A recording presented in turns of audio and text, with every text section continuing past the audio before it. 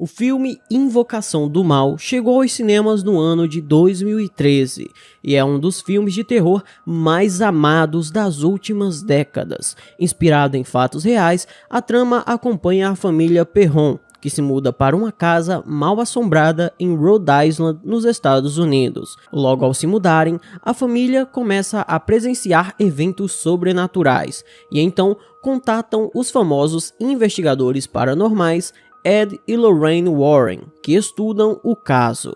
No filme, obviamente, nos deparamos com um desfecho satisfatório, onde o exorcismo final dá certo e a família consegue viver feliz para sempre. Porém, na vida real, não foi bem isso que aconteceu, e o desfecho final foi bem diferente.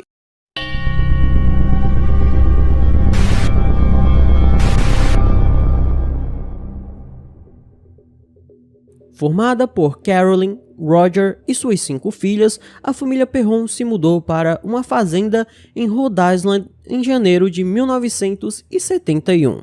A antiga casa possuía um enorme território, incluindo 14 quartos, mas infelizmente, assim que se mudaram para essa nova residência, eles começaram a notar algumas coisas muito estranhas, mesmo que de início fossem bastante sutis. Por exemplo, eles notaram que as vassouras se moviam sozinhas e que se juntavam algumas pilhas de sujeira no meio da cozinha para que fossem jogadas na lixeira. As crianças também relatavam ver alguns espíritos rodeando a fazenda, e enquanto a maioria era inofensivo, brincando e até chegando a dar beijos de boa noite nas crianças, existiam aqueles que eram mais agitados e agressivos. De acordo com Andrea Perron, a filha mais velha, seu pai sentia uma presença fria e fedorenta no porão.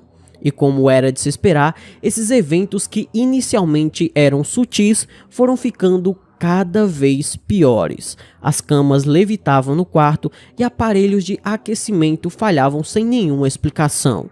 Carolyn então resolveu pesquisar o histórico da residência e descobriu um passado tenebroso. Aquela casa em que a família Perron residia havia pertencido a uma mesma família por 8 gerações e tinha um longo histórico de coisas violentas. Uma criança teve a vida ceifada no local, outras se afogaram no lago da fazenda e algumas tiraram a vida no sótão. Ainda em suas pesquisas, Carolyn descobriu que uma das antigas donas se chamava Bathsheba Sherman, que havia vivido naquela residência no século XIX. Bathsheba era uma dona de casa como as outras naquela época? Não.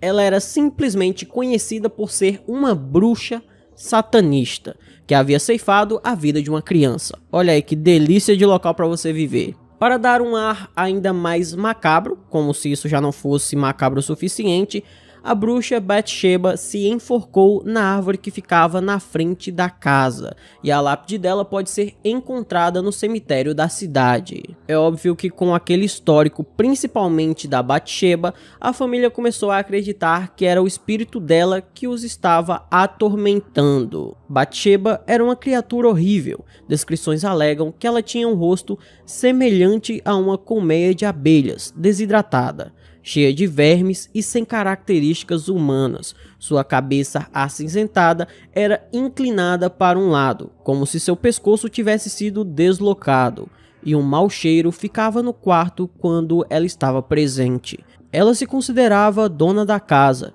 e se ressentia da competição que minha mãe fazia para essa posição, contou Andrea em uma entrevista posterior. Após ataques e ameaças para que os Perrons, mais precisamente a Carolyn, deixasse a casa, começou a surgir uma desconfiança de que a Carolyn estava possuída pela bruxa, e essa desconfiança atormentava a família, tanto que eles decidiram pedir ajuda para Ed e Lorraine Warren.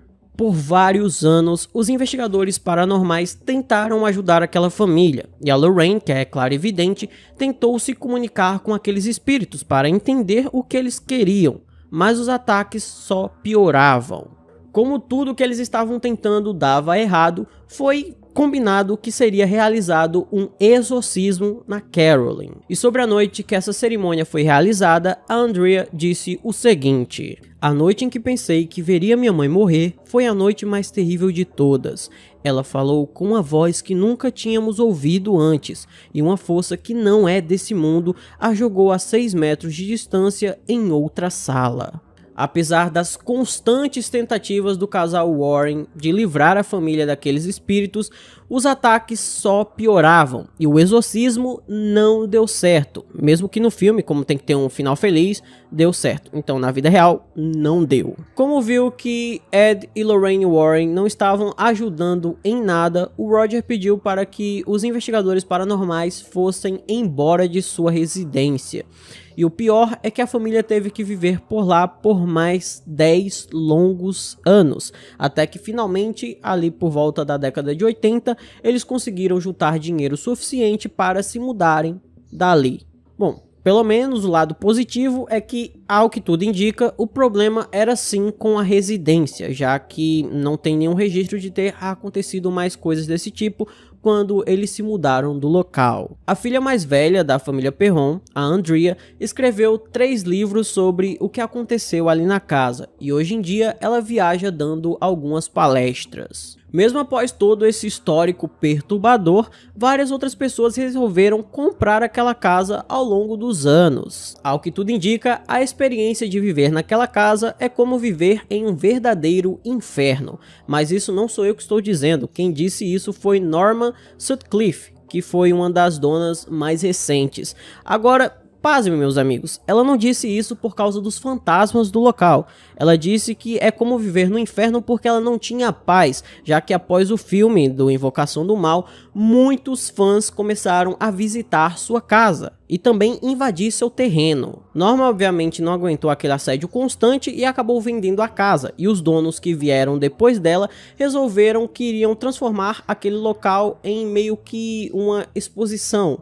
Eles iam transformar aquilo em um local de preservação histórica. E olha só, parece que a Norma viveu lá e nunca aconteceu nada, mas quando esses novos donos que queriam exibir a casa apareceram por lá para morar no local, os fantasmas voltaram de uma hora para outra. Talvez a Batsheba não goste muito de público. E atualmente a dona do local posta vídeos no TikTok falando sobre como é viver ali e também as experiências sobrenaturais que ela já presenciou.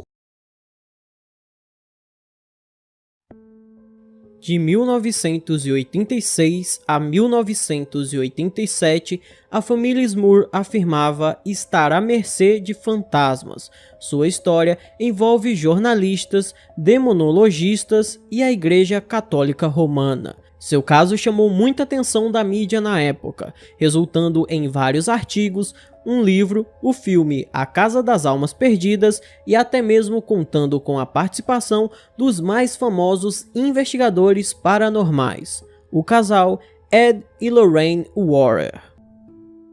Janet e Jack Smurr, junto com suas 2 filhas e os pais de Jack, se mudaram para uma casa de 2 andares na Chase Street em West Pittston, no estado da Pensilvânia, nos Estados Unidos, em agosto de 1986, depois que danos causados por enchentes os forçaram a deixar sua casa em Wilkes-Barre.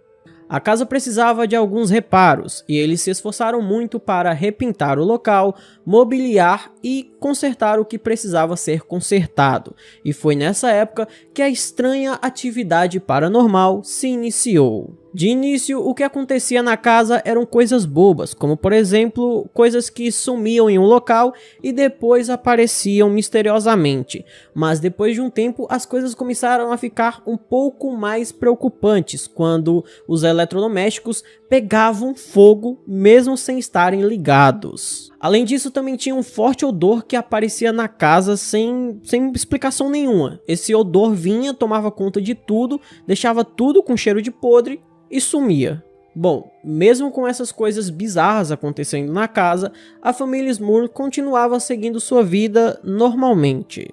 Jack foi promovido em seu trabalho e também era treinador do time de softball de sua filha. Sua esposa Janet engravidou de 2 meninas e ajudava a organizar um grupo contra a embriaguez na escola secundária local. As meninas se destacavam nos estudos e os pais de Jack conseguiam ser felizes. Porém, esses dias felizes logo ficariam no passado, e a família se veria em uma feroz luta pela sobrevivência, onde o inimigo é desconhecido e seus objetivos são um mistério.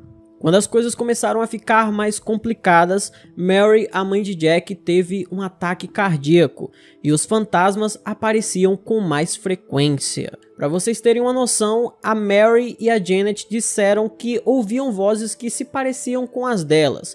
Em um momento, a Janet ouviu sua sogra lhe chamando, e em outra ocasião, a Mary ouviu uma forte discussão entre o Jack e a Janet, onde essa discussão era cheia de palavrões, mas obviamente não tinha acontecido nada disso. Além disso, uma espécie de nuvem negra se formava ali na casa, flutuando pelo local e depois desaparecendo. Porém, os piores ataques aconteciam durante seus momentos mais vulneráveis. Janet disse que foi visitada na calada da noite por uma força malévola que a violou durante seu sono. E Jack disse que quando estava na cama com a esposa, ouviu alguém sussurrando. A voz parecia ser de uma jovem, e ao se virar para olhar para Janet, ele viu uma figura sombria subir por sua perna. Depois daquela noite, a vida na casa dos Smurr ficou muito mais sombria. Uma luminária caiu do teto, cortando uma das crianças com impacto. O cachorro da família simplesmente foi arremessado contra a parede, e Janet disse que foi pega por uma presença invisível pendurada a cerca de 1,80 m no ar e depois jogada do outro lado da sala.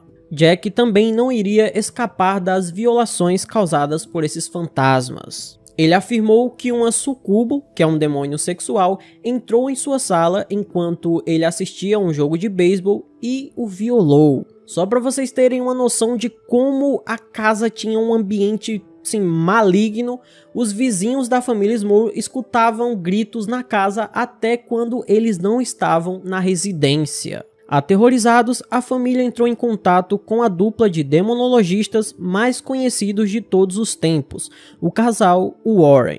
Depois de inspecionar a casa, Lorraine Warren, uma clarividente com várias investigações paranormais conhecidas em seu currículo, como por exemplo o caso que deu origem ao filme Horror em Amityville, concluiu que os Smurfs compartilhavam sua casa com 4 espíritos: uma idosa inofensiva, uma jovem possivelmente violenta, um homem que sofreu e morreu naquela casa e um demônio, que usou os outros 3 para destruir a família.